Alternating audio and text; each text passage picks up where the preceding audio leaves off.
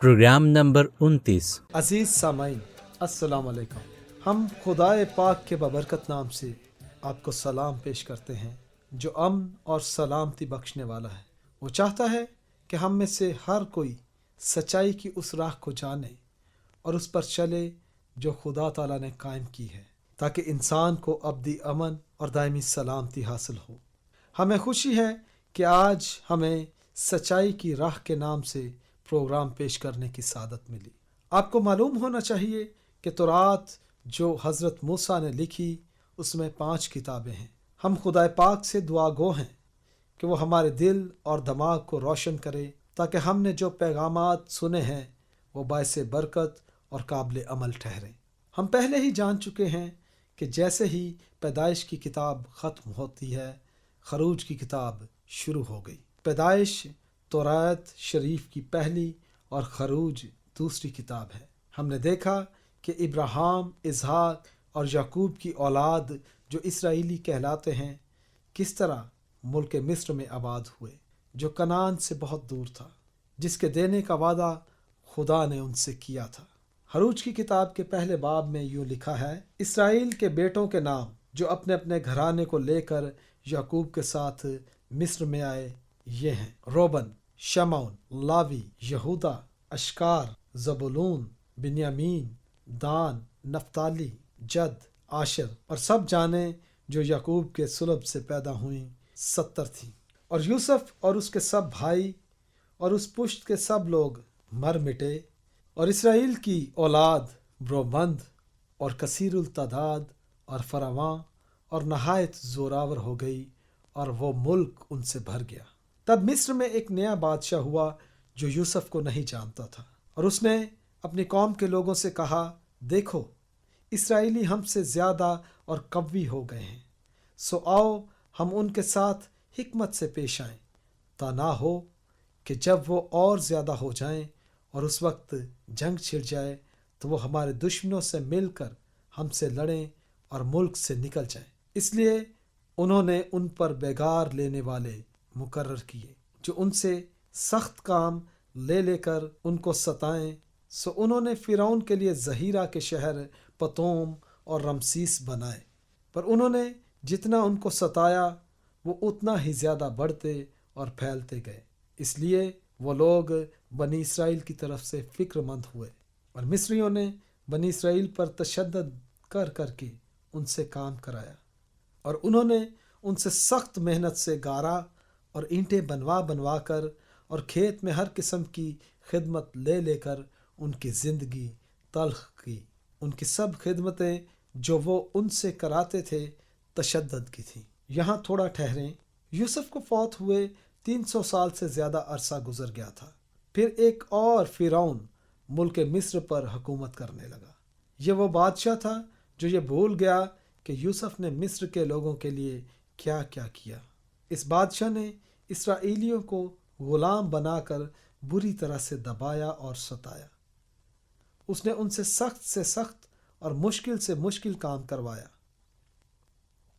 शायद इसराइली सोचते हों कि खुदा ने उनके बाप दादा इब्राहिम से जो वादे किए वो उन्हें भूल गया, लेकिन खुदा ज़रा भी नहीं भूलता। असल में खुदा उस वादे की तकमील के प्रोसेस से गुज़र रहा था जो उसने सालों पहले किया था।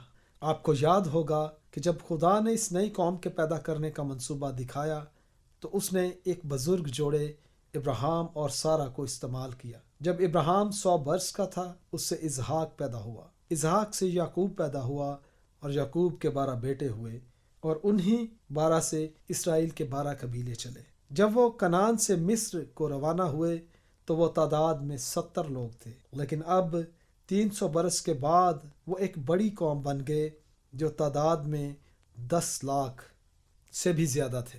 क्या खुदा ने वही किया जिसका वादा उसने मुद्दतों पहले किया था? क्या खुदा ने नस्ल इब्राहिमी को एक नई और बहुत बड़ी कौम बनाया? जी हाँ, उसने ऐसा ही किया। खुदा वफादार और वादा वफा है, और वो हरगिज़ वादा खिलाफी नहीं करता। वो अब्दी जलाल के लायक है। आज के सबक में हम सीखेंगे कि फ़िरौन इसराइली कबीलों को कैसे दबा के रखता था और उन्हें अपनी ग़ुलामी में लेकर ان سے سخت محنت کرواتا تھا اور انہیں ظلم و تشدد کا نشانہ بناتا تھا۔ اس نے ان پر حکمرانی کرنے کی کوشش کی اور انہیں گھٹانا چاہا، لیکن خدا نے بنی اسرائیل کو اقبال مندی بخشی اور انہیں بڑھایا اور انہیں باعث کثرت اور باعث حشمت بنایا۔ خدا کے کلام میں مرقوم ہے کہ فرعون کو بڑا غصہ آیا اور اس نے اسرائیلیوں کو یہ حکم دیا کہ ان میں جو بیٹا پیدا ہو تم اسے دریا میں ڈال دینا اور جو بیٹی ہو اسے جیتی چھوڑنا۔ اس کے بارے میں آپ کا کیا خیال ہے؟ برائی کے اس منصوبے میں فرعون کا رہنما کون تھا؟ شیطان ہے نا؟ شیطان بنی اسرائیل کو کیوں دبانا، ستانا اور ختم کرنا چاہتا تھا؟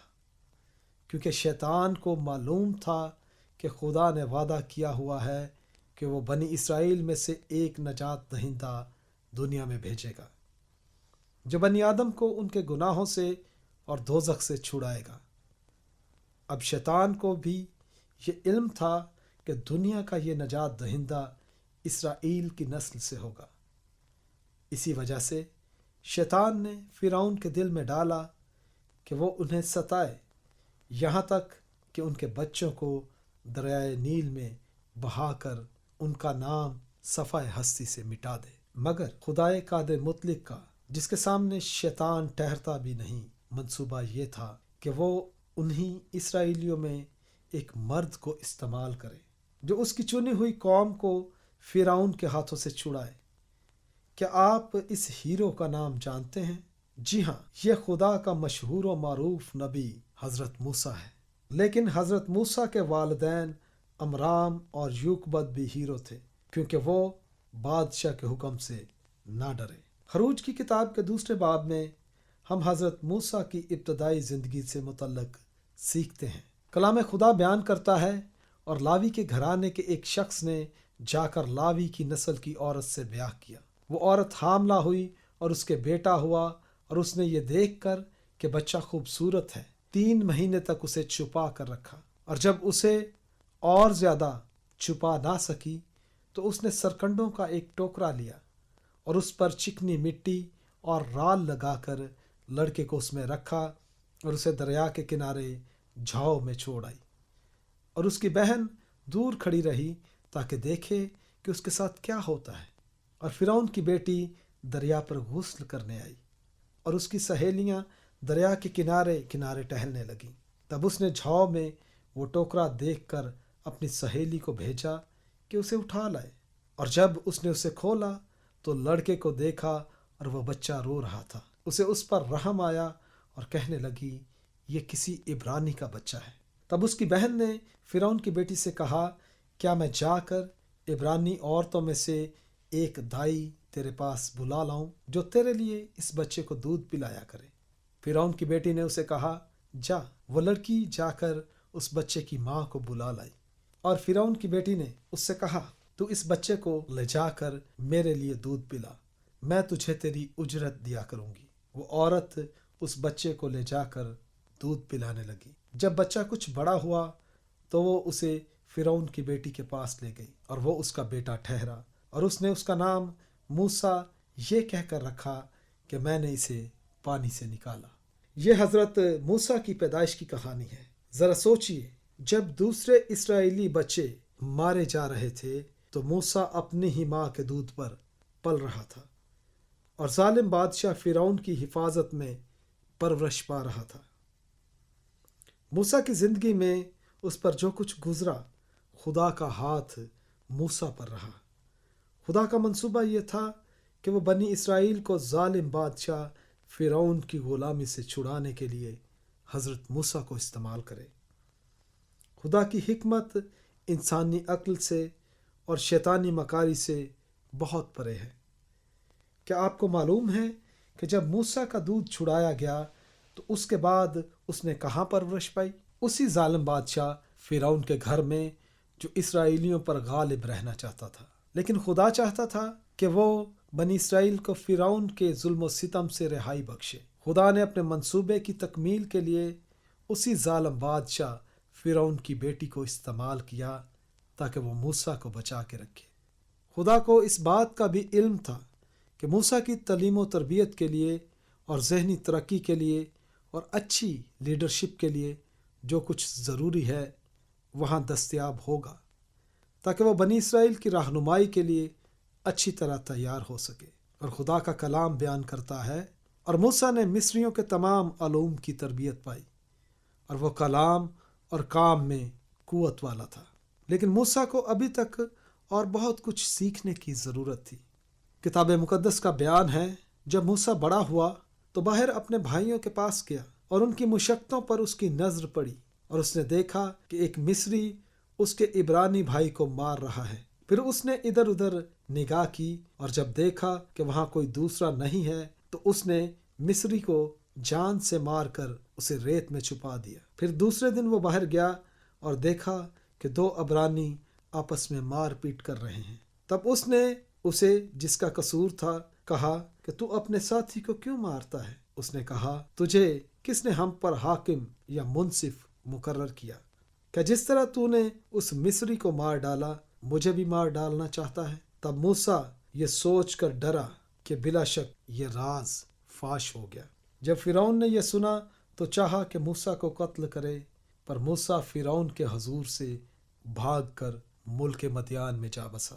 ہم دیکھتے ہیں کہ پہل موسیٰ نے اپنے زور سے بنی اسرائیل کو آزاد کرانے کی کوشش کی، لیکن خدا اس طرح نہ چاہتا تھا۔ خدا چاہتا تھا کہ وہ موسیٰ کو بنی اسرائیل کی رہائی کے لیے ایک ہتھیار کے طور پر استعمال کرے۔ بنی اسرائیل کی رہائی موسیٰ کی طرف سے نہ تھی، بلکہ وہ خدا کی طرف سے تھی۔ موسیٰ بذات خود صرف ایک آدمی تھا، اور وہ اپنے زور سے بنی اسرائیل کو فرعون کی غلامی سے رہائی نہیں دلا سکتا تھا، جب تک کہ اسے خدا کی طرف سے زور نہ ملتا۔ اور خداوند کا کلام بتاتا ہے کہ موسیٰ 40 برس تک مدیان کے علاقے میں صحرا کے اندر رہا۔ اس گرم اور خشک صحرا میں خدا نے موسیٰ کے لیے کئی اہم سبق سیکھنے کو رکھے تھے۔ خدا کے کلام میں ایک آیت بتاتی ہے، جو تھوڑے میں دیانتدار ہے وہ بہت میں بھی دیانتدار رہے۔ خداوند کے کلام میں یہ لکھا ہے، جو تھوڑے میں دیانتدار ہے وہ بہت میں بھی دیانتدار ہے، اور جو تھوڑے میں بد دیانت ہے وہ بہت میں بھی بد دیانت ہے۔ اس سے پہلے کہ موسیٰ کے سپرد خدا بنی اسرائیل کی قیادت جیسا بڑا کام کرتا، موسیٰ کے لیے پہلے ضروری تھا کہ وہ چھوٹے چھوٹے کاموں میں اپنے آپ کو وفادار ثابت کرتا۔ خدا کا کلام ہمیں بتاتا ہے کہ ایک علاقہ تھا جو مصر سے بہت دور تھا، وہاں موسیٰ بھیڑوں کا چرواہا بنا۔ اس نے شادی کی اور 2 بچوں کا باپ بنا۔ 40 برس تک موسیٰ ایک وفادار چرواہا بنا رہا۔ جس وقت موسیٰ بیابان میں اپنے سسر کی بھیڑ بکریاں چرایا کرتا تھا، اس وقت خدا اسے تیار کر رہا تھا تاکہ وہ اسرائیلی قوم کا چوپان بنے۔ خدا کے پاس موسیٰ کے لیے اور اپنی قوم بنی اسرائیل کے واسطے بڑے بڑے عظیم منصوبے تھے۔ خدا ان کا کلام آگے بیان کرتا ہے، اور ایک مدت کے بعد ہوا کہ مصر کا بادشاہ مر گیا، اور بنی اسرائیل اپنی غلامی کے سبب سے آہیں بھرنے لگے اور روئے، اور ان کا رونا جو ان کی غلامی کے باعث تھا خدا تک پہنچا، اور خدا نے ان کا کراہنا سنا، اور خدا نے اپنے عہد کو جو ابراہیم اور اسحاق اور یعقوب کے ساتھ تھا یاد کیا، اور خدا نے بنی اسرائیل پر نظر کی اور ان کے حال کو معلوم کیا۔ بنی اسرائیل بڑے لمبے عرصے تک غلام رہے۔ وہ کیسے دبے ہوئے تھے، لیکن خدا نے پھر بھی انہیں نہیں بھلایا۔ خدا نے بنی اسرائیل کو مصریوں کی غلامی سے چھڑانے کے لیے منصوبہ بنا رکھا تھا۔ آپ سے ایک سوال ہے کہ خدا نے بنی اسرائیل کو فرعون کی غلامی سے چھڑانے کا منصوبہ کیوں بنایا؟ کیا اس وجہ سے کہ وہ دوسروں سے زیادہ اچھے تھے؟ نہیں، اسرائیلی مصریوں کی طرح بلکہ تمام بنی آدم کی طرح گنہگار تھے۔ تو پھر خدا نے بنی اسرائیل کے لیے یہ خاص منصوبہ کیوں بنایا؟ اس لیے کہ وہ وفادار ہے اور رحیم ہے۔ آخری آیت دوبارہ دیکھیں گے، اور خدا نے ان کا کراہنا سنا، اور خدا نے اپنے عہد کو جو ابراہیم، اسحاق اور یعقوب کے ساتھ تھا یاد کیا، اور خدا نے بنی اسرائیل پر نظر کی اور ان کے حال کو याद किया। खुदा की रहमत देखिए। हाँ, अपनी वफादारी और रहमत की खातिर खुदा ने इब्राहिम के साथ किया हुआ वादा याद किया। जब उसने इब्राहिम से कहा, और मैं तुझे एक बड़ी कौम बनाऊंगा और बरकत दूंगा और तेरा नाम सरफराज करूंगा, सो तू बाइस बरकत हो। और उसने इब्राहिम से कहा, यकीन जान कि तेरी नस्ल के लोग ऐसे मुल्क में जो उनका नहीं परदेसी होंगे और वहाँ के लोगों की गुलामी करेंगे, और वो 400 बरस तक उनको दुख देंगे। लेकिन मैं उस कौम की अदालत करूँगा जिसकी वो गुलामी करेंगे, और बाद में वो बड़ी दौलत लेकर वहाँ से निकल आएंगे। हम ज़बूर की इन आयात के साथ आपको खुदा हाफिज़ कहते हैं।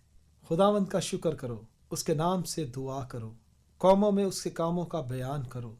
उसने अपने अहद को हमेशा याद रखा, यानी उस कलाम को जो उसने 1000 पुश्तों के लिए फरमाया, इसी अहद को जो उसने इब्राहिम से बांधा, और उसी कसम को जो उसने इसहाक से खाई।